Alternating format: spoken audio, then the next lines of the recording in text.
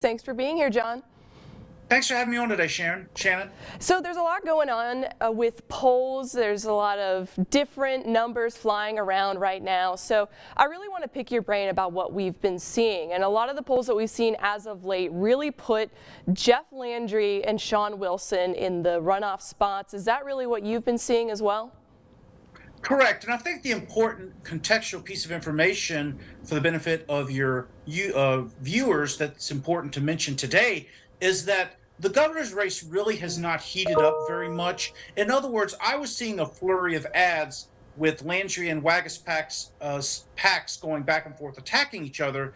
Then things went quiet, and I still haven't seen very much. But with qualifying about to start heating up in a month, I would expect the ads to return with a vengeance. What that specifically means with regards to the candidate placement is this. Shawn Wilson, number one, has the easiest path of all the candidates, as in he's the only strong Democrat, or really the only major Democrat in the race. I fully expected to make the runoff and more likely than not run first. So that takes care of the Democratic swim lane. On the Republican side, Jeff Landry has maintained his lead, and every poll I've seen and polling I have done, I consistently see him around the 30% mark, and no other candidate has even broken into double digits yet. So if you are a Stephen Wagus, or you are a Richard Nelson, or you are a Sharon Hewitt, or you are a Hunter Lundy, this month is when you really have to start making a move if you want to establish to political types that you are a credible candidate. Some have said that Wagus has been able to kind of claw some of these percentage points from Jeff Landry since he announced. Are you seeing that as well? I am not. And in fact, what you're talking about, that was a single poll that was put forth by a PAC that was friendly to Stephen Wagus PAC. But when I'm looking at the statewide devil's in the details, right? When I'm looking at the statewide data and I'm looking at data at the parish-wide and legislative level, I am not seeing evidence of this Wagus PAC surge. And so for there to be a perceptible surge like what has been talked about a couple weeks ago, I would have to see him consistently in double digits in multiple areas. I have not thus far seen that. Okay, all right. And so compared to, say, 2015, where we saw the last open race and everything, how is at this point in the year compared to David Vitter and John Bel Edwards? So what was interesting back in 2015, I'll talk about the similarity, then I'll talk about the differences. Right now, just about every poll I have seen, the undecided is in the 20 to 30% range, which is not at all unusual when you're talking about the calm before the storm, before the all-out ad campaigns have begun. So that is roughly similar to what I recall from 2015.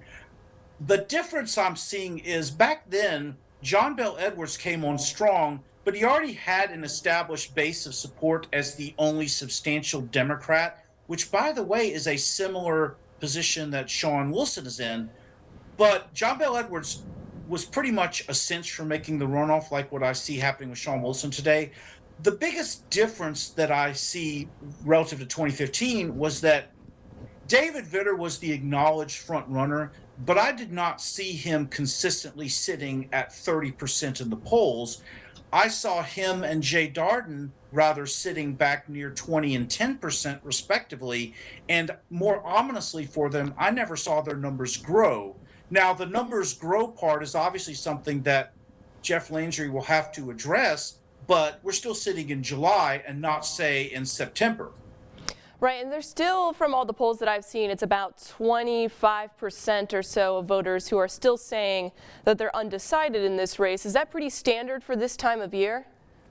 It is. It's not entirely unexpected, because one of the things you have to appreciate is that if you're talking about evaluating the candidates, the average voter is interested in seeing the TV ads and or the debates that will enable a candidate to show his or her best side. Well, that's been absent thus far. So all you have to go by are some scattered ads from Landry and Wagus PAC, and Schroeder's done some ads as well. But you haven't really had a large-scale communication yet that would enable voters to make up their minds. And plus, up before July 4th, I always take the attitude that voters are more focused on summer vacation, and that once July 4th is over, then as the school year starts to get closer and closer, voters are back home again and are paying attention more. That is what will be happening now, but up until this point, it has not, meaning that candidates really haven't had a chance to present their platform to voters. Right. I know Sean Wilson just officially rolled out his policies. I think a lot of the other candidates are still working on nailing down how they're actually going to tackle some of these issues that are big time in this race. So would you say that even though some of these candidates are still polling in the single digits, that there's still a chance that things could swing and someone gains more popularity, or are we thinking that Jeff's going to remain pretty strong throughout this? I take the attitude at this point in the game, nothing is impossible, because again, voters are just now starting to tune in, and you haven't really seen large scale ad campaigns yet. And you have to remember, 95% of voters do not have the level of interest that would enable them to exhaustively scour a Facebook page or go to the candidate's website. They're busy living their daily lives, but they would be influenced by what a candidate says on a TV commercial and or on a debate stage. So that part to me is the to be determined. It's certainly not impossible to break out, but I would say that there's a window of July and August where you really need to establish that you can break out. And by the way, one of the things that'll be indicative of whether candidates have the ability to do so will be the campaign finance numbers that will be coming out in a couple weeks, because that number to me really indicates how much you have to go into the home stretch. There's going to be so many more updates and developments throughout this election season. We're looking forward to qualifying to see who officially gets in this race. So I appreciate you coming on today. My pleasure.